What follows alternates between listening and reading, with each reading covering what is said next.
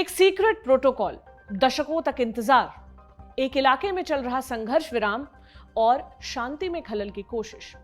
इन सब का जिक्र अचानक से क्यों शुरू हुआ? एक देश की यथास्थिति में खतरे में क्यों पड़ी और इन सब का रूस यूक्रेन युद्ध से क्या संबंध है? सब विस्तार से बताएंगे। नमस्ते, मेरा नाम प्रतीक्षा है और आप देखना शुरू कर चुके हैं ललन टॉप का इंटरनेशनल प्रसंगों से जुड़ा रोजाना का कार्यक्रम दुनियादारी। साल 1945 की बात है। दूसरा विश्व युद्ध अंत की तरफ बढ़ रहा था। जर्मन तानाशाह एडोल्फ हिटलर अपने बंकर में सुसाइड कर चुका था। नाजी वॉर क्रिमिनल्स को गिरफ्तार किया जा रहा था। उन्हें अदालत के कटघरे में खड़ा करने की तैयारी चल रही थी। इसी समय विजेता देशों के सैनिक नाजी दफ्तरों और सरकारी इमारतों की खाक छान रहे थे। वे दस्तावेजों और सबूतों की तलाश में जुटे थे ताकि युद्ध अपराधियों पर मुकदमा चलाया जा सके। इसी दौरान सैनिकों को एक चौंकाने वाला डॉक्यूमेंट मिला। इसमें दो देशों के बीच मित्रतापूर्ण समझौते और एक सीक्रेट प्रोटोकॉल की बात दर्ज थी। यह समझौता दूसरा विश्व युद्ध शुरू होने से ठीक एक हफ्ते पहले हुआ था। जिन देशों के बीच ये समझौता हुआ था वे दोनों वैचारिक स्तर पर एक दूसरे के कट्टर दुश्मन थे। विश्व युद्ध के अंत में एक देश विजेता था, दूसरा पराजित। ये देश थे जर्मनी और सोवियत संघ। जब यह दस्तावेज सामने आया तो कई नए राज खुले। तब पता चला कि लड़ाई के शुरुआती 22 महीनों तक सोवियत संघ चुप्पी क्यों साधे बैठा रहा और इस दौरान कम्युनिस्टों के धुरविरोधी हिटलर ने सोवियत संघ की सीमा में कदम क्यों नहीं रखा।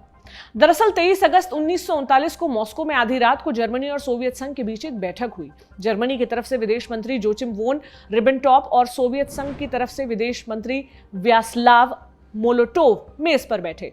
उनके बीच 10 सालों के लिए न्यूट्रल बने रहने पर सहमति बनी। समझौते की 2 कॉपी बनाई गई। पहली पब्लिक के लिए, दूसरी कॉपी सीक्रेट थी। जो कॉपी पब्लिक में आई उसमें तय हुआ कि जर्मनी और सोवियत संघ एक दूसरे पर हमला नहीं करेंगे। अगर किसी तीसरे देश ने दोनों में से किसी एक पर हमला किया तो वे तीसरे देश की मदद नहीं करेंगे। इसके अलावा वो एक दूसरे के दुश्मन देशों के साथ नहीं जाएंगे।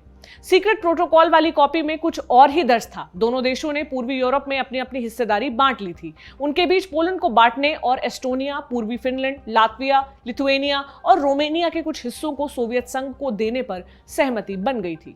1989 तक सोवियत संघ किसी सीक्रेट प्रोटोकॉल की बात से इनकार करता रहा। वो कहता रहा कि यह दस्तावेज फर्जी है और उसे बदनाम करने के लिए तैयार किया गया है।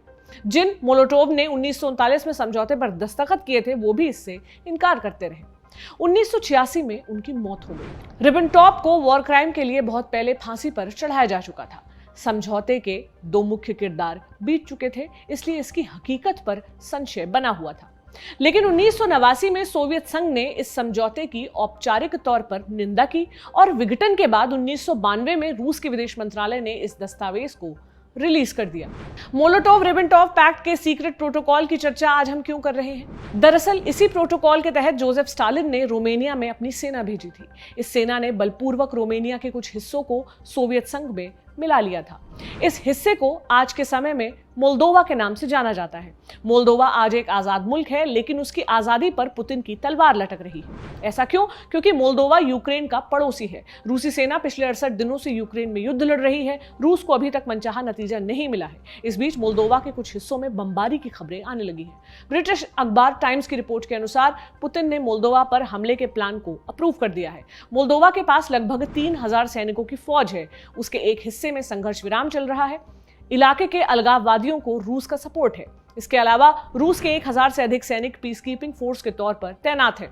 मतलब ये कि रूस के हमले की स्थिति में मोल्दोवा लंबे समय तक अपना बचाव नहीं कर पाएगा। आपने बैकग्राउंड समझा, आगे समझेंगे मोल्दोवा की पूरी कहानी क्या है और रूस की नजर इस देश पर क्यों है। ये होगा पहला सेगमेंट। दूसरे सेगमेंट में हम भारत के प्रधानमंत्री नरेंद्र मोदी की यूरोप यात्रा पर चर्चा करेंगे। पीएम मोदी 3 दिनों के लिए यूरोप गए हैं। 2 मई को उनका विमान जर्मनी की राजधानी बर्लिन में उतरा। समझेंगे पीएम मोदी के इस दौर का शेड्यूल क्या है और ये यात्रा भारत के लिए खास क्यों है।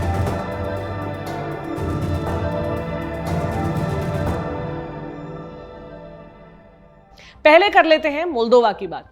दुनिया के मानचित्र पर देखेंगे तो यूक्रेन और रोमेनिया के बीच में एक मोटी सी पट्टी दिखती है। ये मोल्दोवा है। मोल्दोवा या मोल्देविया की स्थापना 14वीं शताब्दी में हुई थी।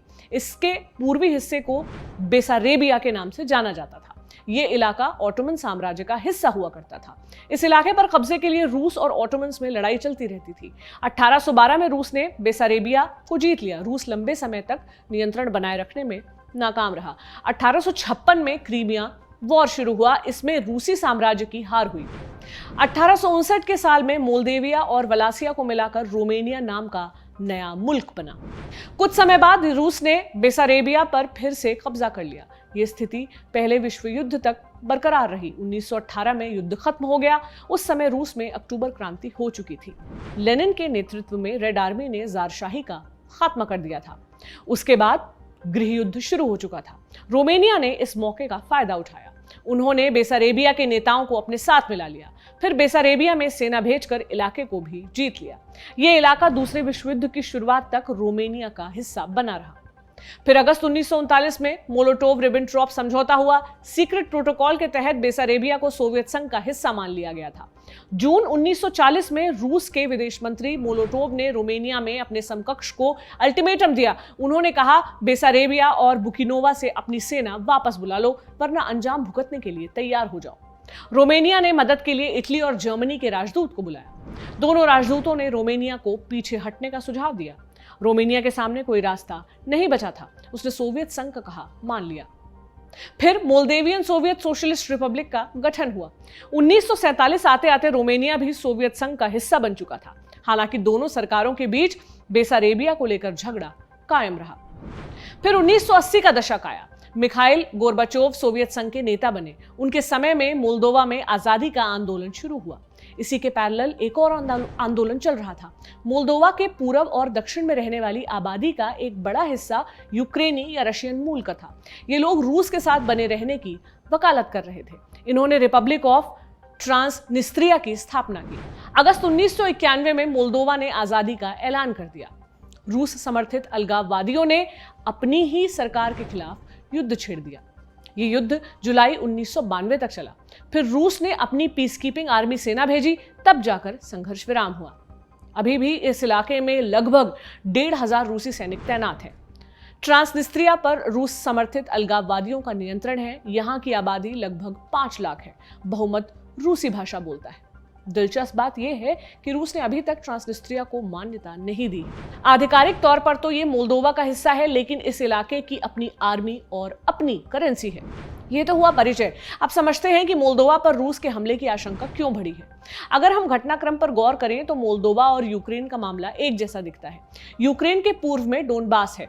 2014 से लुहांस्क और डोनेट्स्क पर अलगाववादियों का नियंत्रण है। इन्हें रूस का समर्थन मिला हुआ है। फरवरी 2022 में रूस ने दोनों इलाकों की आजादी को मान्यता दे दी। फिर यूक्रेन पर आरोप लगाया कि वो डोनबास में नरसंहार कर रहा है। रूसी भाषी लोगों की हत्या की जा रही है। इसी आधार पर पुतिन ने यूक्रेन में स्पेशल मिलिट्री ऑपरेशन की इजाजत दी थी।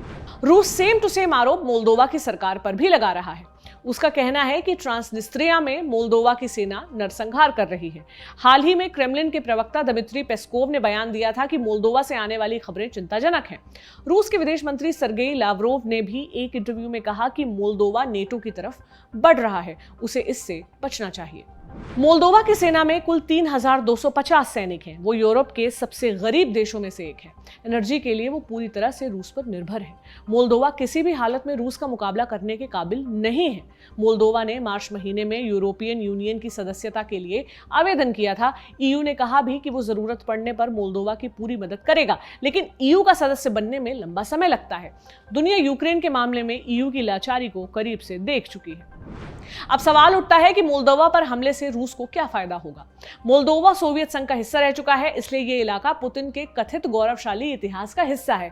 वो इसे रूस में मिलाकर इतिहास को दोहराना चाहेंगे। दूसरी बात यह कि मोल्दोवा यूक्रेन के पश्चिम में है। अगर रूसी सेना यहां नियंत्रण करने में सफल रही तो उन्हें यूक्रेन पर हमले के लिए एक और लॉन्च पैड मिल जाएगा। ट्रांसनिस्त्रिया ओडेसा बंदरगाह से महज 100 किलोमीटर दूर है। तीसरी वजह रोमेनिया से जुड़ी है। रोमेनिया 2004 से नेटो का सदस्य है। उसकी पूर्वी सीमा मोल्दोवा से सटी हुई है। अगर रूस मोल्दोवा पर हमला करता है तो रोमेनिया को भी प्रभावित करेगा। इससे रूसी सेना सीधे नेटो की सीमा तक पहुंच जाएगी। उनके बीच बफर जोन खत्म हो जाएगा। 9 मई को रूस विक्ट्री डे के तौर पर मनाता है। इसकी शुरुआत 1945 के साल में हुई थी, जब सोवियत सेना ने नाजी जर्मनी को परास्त किया था। विक्ट्री डे के मौके पर रूस अपनी सैन्य क्षमता का प्रदर्शन करता है। जानकारों का कहना है कि इस मौके पर पुतिन अपनी जनता को बड़ा सरप्राइज दे सकते हैं। वो मोल्दोवा पर हमले की इजाजत दे सकते हैं। हालांकि इसको लेकर संशय बना हुआ है। इस मामले में जो भी अपडेट्स आएंगे उसे हम आप तक पहुंचाते रहेंगे। मोल्दोवा के चैप्टर को यहीं पर विराम देते हैं और शुरू करते हैं अपना दूसरा सेगमेंट। इसमें हम पीएम मोदी की यूरोप यात्रा की बात करेंगे। वो 3 दिनों की यात्रा पर यूरोप गए हैं। इस दौरान वो जर्मनी, डेनमार्क और फ्रांस जाने वाले हैं। पहले दिन पीएम मोदी जर्मनी की राजधानी बर्लिन पहुंचे। ये जर्मनी का उनका 5वां दौरा है। फिलहाल जर्मनी में सरकार बदल चुकी है। एंजेला मर्केल की जगह ओलाफ शोल्स चांसलर बन चुके हैं। उनके साथ पीएम मोदी की पहली मुलाकात होगी। जर्मनी रूस यूक्रेन युद्ध का एक अहम किरदार है। जर्मनी ऊर्जा जरूरतों के लिए रूस पर निर्भर रहा है। हालांकि पिछले कुछ समय से वो निर्भरता घटाने की बात कर रहा है। जहां तक भारत की बात है, वो डिफेंस से जुड़े साजो सामान के लिए रूस पर निर्भर है। जानकारों का मानना है कि दोनों नेता अपने देश की जरूरतों के लिए रूस पर से निर्भरता कम करने पर चर्चा कर सकते हैं। डेनमार्क में क्या होगा? डेनमार्क के प्रधानमंत्री मेट फ्रेडरिक्सन कोरोना महामारी के बाद भारत की यात्रा करने वाले पहले विदेशी नेता थे। वो अक्टूबर 2021 में भारत आए थे। पीएम मोदी की यात्रा के दौरान दूसरा इंडिया नॉर्डिक समिट भी आयोजित किया जाएगा। पहला समिट 2018 में हुआ था। नॉर्डिक देशों के साथ बातचीत का ये फॉर्मेट अनोखा है। भारत के अलावा सिर्फ अमेरिका ऐसी समिट का हिस्सा बनता है। नॉर्डिक देश innovation, clean energy, green technology, शिक्षा, हेल्थ केयर और मानवाधिकार जैसे विषयों में अग्रणी है। पीएम मोदी की यात्रा में इन विषयों पर भी सहयोग की संभावना है। और फ्रांस में क्या होना है? फ्रांस में अभी राष्ट्रपति चुनाव का नतीजा आया है। इमैनुअल मैक्रों लगातार दूसरी बार राष्ट्रपति चुनाव जीते हैं। फ्रांस उन चुनिंदा पश्चिमी देशों में से था जिसने दूसरे परमाणु परीक्षण के लिए भारत की निंदा नहीं की थी। फ्रांस यूएन सिक्योरिटी काउंसिल का स्थायी सदस्य है। वो भारत की परमानेंट मेंबरशिप का भी समर्थन करता है। जहां तक रूस यूक्रेन युद्ध की बात है, भारत और फ्रांस उन चुनिंदा देशों में से है जिन्होंने दोनों पक्षों से बातचीत कर रास्ता खुला रखा है। पीएम मोदी की इस यात्रा में यूक्रेन संकट, इंडो पैसिफिक में चीन की आक्रामकता, डिफेंस और सिक्योरिटी के क्षेत्र में सहयोग और राफेल एयरक्राफ्ट की डिलीवरी जैसे मुद्दों पर चर्चा हो सकती है। पीएम मोदी के दौरे से जुड़े अपडेट्स आपको मिलते रहेंगे। आप बने रहिए ललन टॉप के साथ। बड़ी खबर सेगमेंट यहीं पर समाप्त होता है। अब बारी सुर्खियों की। पहली सुर्खी पाकिस्तान से है। नए प्रधानमंत्री के आने के बाद से अपॉइंटमेंट और सस्पेंशन का सिलसिला शुरू हो गया है। पाकिस्तान के सरकारी न्यूज चैनल पीटीवी ने 17 लोगों को सस्पेंड कर दिया है। उनके ऊपर आरोप था कि वो पीएम शहबाज शरीफ की लाहौर यात्रा को ठीक से कवर नहीं कर पाए।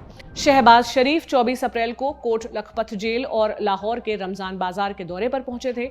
चैनल की टीम को इसकी जानकारी पहले से ही थी, लेकिन एडवांस लैपटॉप की कमी के चलते वो इसे कवर नहीं कर पाए। सस्पेंड किए गए कर्मचारियों ने प्रबंधन पर आरोप लगाया है। उनका कहना है कि हमें बलि का बकरा बनाया जा रहा है। हम लोगों को इसलिए सस्पेंड किया गया क्योंकि हमारी नियुक्ति इमरान खान की सरकार में हुई थी। डॉन की रिपोर्ट के अनुसार लाहौर ब्यूरो ने अच्छे लैपटॉप की मांग की थी, लेकिन मैनेजमेंट ने इस तरफ कोई ध्यान नहीं दिया था। उनसे कहा गया था कि किराए पर लेकर काम चलाओ। अंतिम समय पर लाहौर ब्यूरो के जीएम को अपना पर्सनल लैपटॉप लाना पड़ा, लेकिन फुटेज ट्रांसफर करते समय बैटरी खत्म हो गई। इसके अगले ही दिन से सस्पेंशन का क्रम शुरू हो गया था। आज की दुनियादारी में बस इतना ही। आप अपना और अपनों का ख्याल रखिए। शुक्रिया। शुभ रात्रि।